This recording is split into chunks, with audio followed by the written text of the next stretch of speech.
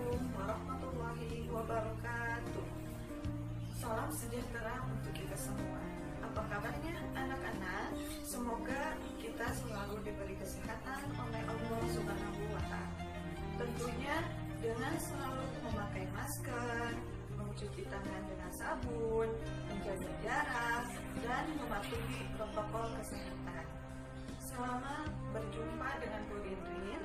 Kali ini kita belajar pendidikan agama Islam dan budi pekerti kelas 5. Pelajaran 5 tentang Rasulullah idolaku. Mari kita awali pembelajaran hari ini dengan berdoa sebelum belajar bersama-sama. Bismillahirrahmanirrahim.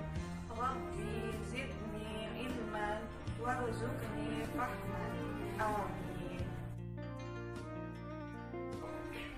Setelah pembelajaran ini selesai, Ibu berharap kalian dapat menunjukkan sikap rendah hati, menghargai pendapat, dan memiliki sikap saling memaafkan sebagai implementasi dari pemahaman kisah keteladanan Nabi Sulaiman alaihissalam.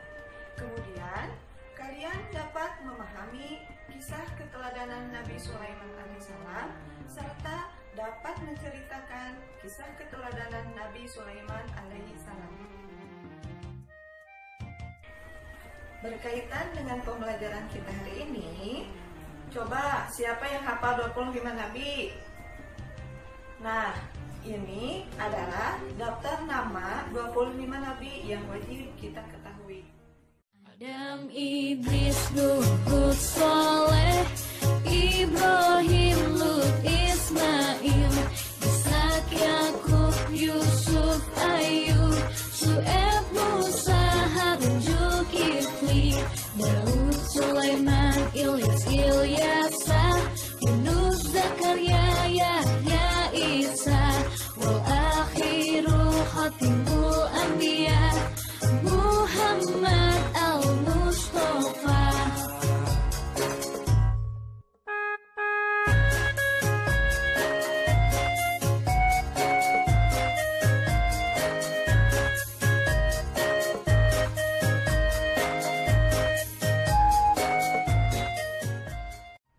Coba anak-anak, sekarang siapa yang mengidolakan Rasul?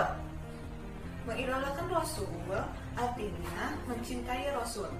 Siapa yang mencintai Rasul akan bersamanya di dalam surga nanti. Amin. Siapa itu Sulaiman alaihissalam?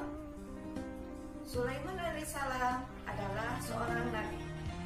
Nabi Sulaiman alaihissalam adalah putra Nabi Daud alaihissalam. Setelah Nabi Daud alaihissalam wafat, Nabi Sulaiman alaihissalam menggantikannya sebagai raja. Mukjizatnya yang paling terkenal adalah diberinya keistimewaan oleh Allah Subhanahu wa Ta'ala, yaitu dapat memerintah bukan hanya kepada manusia, melainkan juga kepada hewan, angin, dan jin. Nabi Sulaiman alaihissalam dapat menjadikan angin bertiup atas perintahnya ke tempat yang ia kehendaki. Allah Subhanahu wa Ta'ala pun menundukkan jin-jin untuk melayani Sulaiman.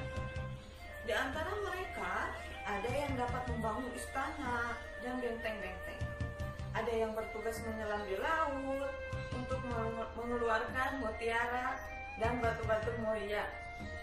Allah Subhanahu wa Ta'ala memberi kekuasaan pada Nabi Sulaiman alaihissalam atas setan-setan yang kafir, sehingga ia mampu mengikat mereka untuk mencegah kejahatannya.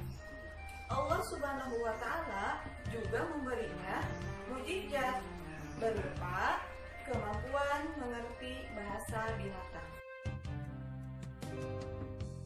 Nah, sekarang Ibu mau menceritakan tentang kisah Nabi Sulaiman alaihissalam dan Ratu Bilqis. Jadi, suatu hari Nabi Sulaiman alaihissalam mendapatkan kabar dari burung hudhud. bahwa di negeri Saba ada seorang ratu bernama Bilqis yang mempunyai kerajaan sangat besar dan megah. Namun sayang, sang ratu dan penduduknya menyembah matahari. Ketika itu, Nabi Sulaiman alaihissalam tidak percaya berita yang dibawa oleh burung hudhud. Untuk membuktikan kebenaran berita yang dibawa oleh burung hudhud, Nabi Sulaiman alaihissalam mengirim surat kepada Ratu Bilqis. Surat itu disampaikan oleh burung hudhud. Dalam surat itu, Nabi Sulaiman alaihissalam mengajak Ratu Bilqis dan penduduknya untuk menyembah Allah. Kemudian, Ratu Bilqis memberitahu para pembesar kerajaan tentang surat dari Nabi Sulaiman alaihissalam. Setelah berdiskusi, mereka memutuskan untuk mengirim hadiah kepada Nabi Sulaiman alaihissalam. Ketika menerima hadiah itu, Nabi Sulaiman alaihissalam marah dan berdiri dari duduknya sambil berkata, "Apakah kalian pantas menolongku dengan harta? Apa yang diberikan Allah kepadaku lebih baik dari apa yang diberikan Allah kepada kalian. Namun, kalian merasa bangga dengan hadiah itu." Nabi Sulaiman alaihissalam mengembalikan hadiah itu. Nabi Sulaiman alaihissalam hendak memberikan peringatan kepada Ratu Bilqis dan pembesar supaya mereka tidak sombong. Nabi Sulaiman alaihissalam berkata kepada bala tentara jin, "Siapakah di antara kalian yang sanggup membawa singgasanah Bilqis sebelum mereka datang kepadaku sebagai orang-orang yang berserah diri?" Para jin berkata, "Kami akan datangkan kepadamu singgasana itu sebelum engkau berdiri dari tempat dudukmu." Seseorang yang mempunyai ilmu dari kitab Taurat dan Zabur berkata, "Aku akan membawa singgasana itu sebelum matamu berkedip." Ketika singgasana Ratu Bilqis ada di depannya, Nabi Sulaiman alaihissalam berkata, "Ini termasuk karunia Tuhanku untuk tidak mengingkari nikmatnya. Barang siapa bersyukur, maka sesungguhnya dia bersyukur untuk kebaikan dirinya sendiri. Dan barang siapa yang ingkar, maka sesungguhnya Tuhanku Maha Kaya dan Maha Mulia." Nabi Sulaiman alaihissalam mengundang Ratu Bilqis untuk datang ke istananya.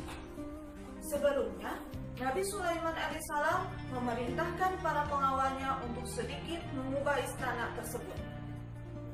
Ketika Ratu Bilqis datang, Nabi Sulaiman alaihissalam berkata, "Seperti inikah istanamu?"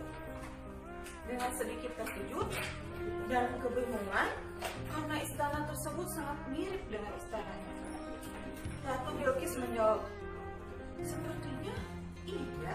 Nabi Sulaiman alaihissalam pun mengajak Ratu Bilqis masuk ke dalam istana.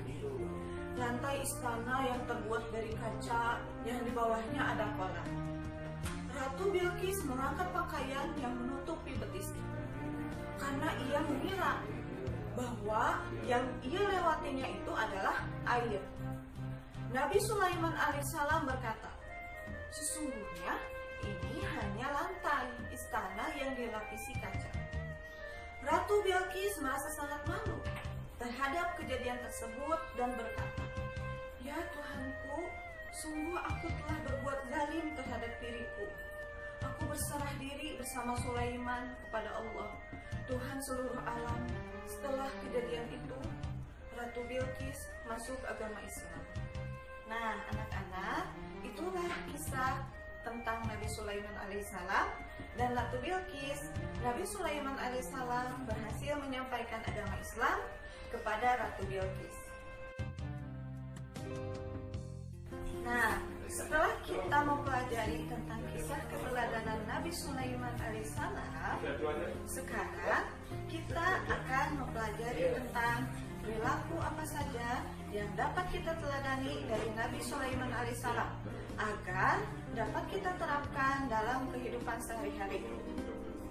Ada banyak sekali perilaku mulia yang dapat kita contoh dari kisah keteladanan Nabi Sulaiman alaihissalam.